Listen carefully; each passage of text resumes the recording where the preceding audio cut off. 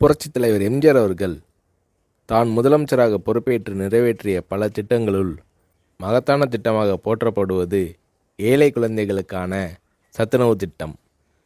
எம்ஜிஆர் அவர்கள் தன் இளமை காலத்தில் வறுமையின் கொடுமையை அறிந்திருந்தார். எனவே தான் முதலமைச்சரான பின் பள்ளி குழந்தைகளின் ஆரோக்கியத்தை பற்றி எம்ஜிஆர் அவர்கள் பெரிதும் அக்கறை காட்டினார்.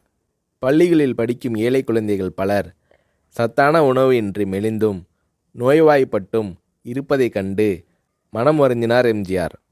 ஏற்கனவே தமிழக பள்ளிகளில் பெருந்தலைவர் காமராஜர் ஆட்சி காலத்தில் தொடங்கப்பட்ட மதிய உணவு திட்டம் நடைபெற்று கொண்டிருந்தது. எம்ஜிஆர் அத்திட்டத்தை 1/7/1982 அன்று சத்துணவு திட்டம் என்ற பெயரில் பயனுள்ள திட்டமாக மாற்றினார். எம்ஜிஆர் அவர்கள் சத்துணவு திட்டத்திற்காக 100 கோடி ரூபாயை ஒதுக்கீடு செய்தார்.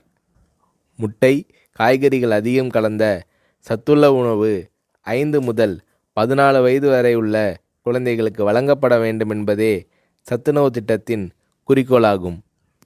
இந்திய பொருளாதார முன்னேற்றம், தொழில் முன்னேற்றம் என்பதை விட இன்றைய குழந்தைகளின் பசியும் ஆரோக்கியமும் அவசியம் என்பதை உணர்ந்தே சத்துணவு திட்டத்தை நான் அறிமுகப்படுத்தினேன் என்று சத்துணவு திட்டம் பற்றி எளிமையாக விளக்கமளித்தார் எம்ஜிஆர். எம்ஜிஆர் அவர்கள் அறிமுகம் செய்த சத்துணவு திட்டத்தை உலகமே வியந்து பாராட்டியது.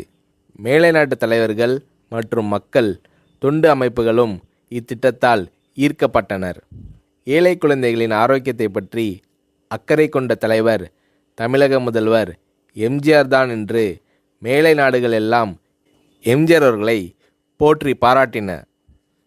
எம்ஜிஆர் அவர்கள் தான் முதலமைச்சராக பதவி வகித்த போது தீட்டிய நல்ல பல திட்டங்களால் எம்ஜிஆர் அவர்களை புரட்சித் தலைவர் என்று மக்கள் பாராட்டத் தொடங்கினர்.